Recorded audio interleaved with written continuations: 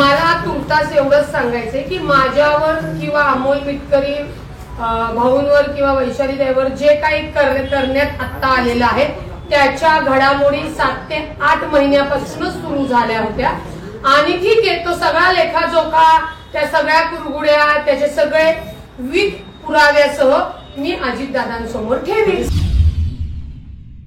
तुमच्या समोर अंतर्गत पक्षाच्या गोष्टी नाही सांगू शकत, परंतु अजितदादांपर्यंत आमची काय चूक झाली की जेणेकरून आम्हाला फेर निवडमध्ये स्थान देण्यात आलं नाही, ही एवढी माझी मागणी, एवढं माझं म्हणणं मी दादांपर्यंत पोहोचवलेलं आहे. आता पत्रात जे मेन्शन केले ना त्यात तुम्ही असं सांगितलं की कोणतं विधान आहे ज्यांच्यामुळे मी अपमान केला असं वाटतं, त्याबाबत पण हा खुलासा होत नाही. पक्ष परत तुम्हाला विचारू शकतो ना याबाबत? ते काय पक्ष विचारू शकतो? कायद्याने विचारणार आहे ना. मी ज्या वक्तव्यावर तुम्ही मला खुलासा मागताय ते वक्तव्य त्याच्यामध्ये नमूद नाही, एवढाच विषय.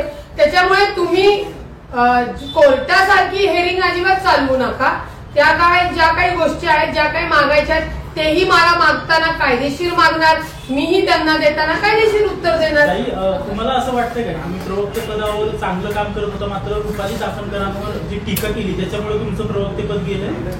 मला तुर्तास एवढंच सांगायचंय की माझ्यावर किंवा अमोल मिटकरी भाऊंवर किंवा वैशाली ताईवर जे काही करण्यात आता आलेलं आहे त्याच्या घडामोडी 7 ते 8 महिन्यापासून सुरू झाल्या होत्या आणि ठीक आहे, तो सगळा लेखाजोखा, त्या सगळ्या कुरगुड्या, त्याचे सगळे विध पुराव्यासह मी अजितदादांसमोर ठेवीन. 8 महिन्यात. ताई, तुम्हाला आता दुसऱ्या पक्षाकडनं पण ऑफर आल्या, महानगरपालिका अगदी तोंडावर आहे निवडणुका.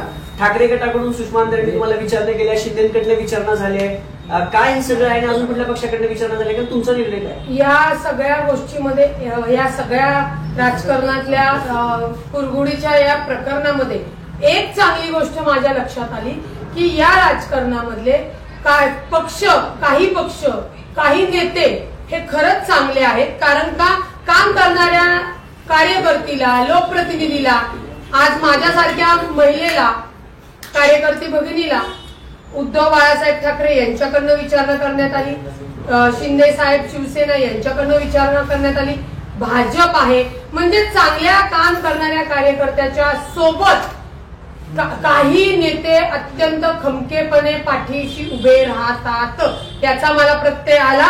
परंतु त्यांनी जी काही मला विचारणा केली त्याच्यावर माझा कोणताही अजून विचार नाही.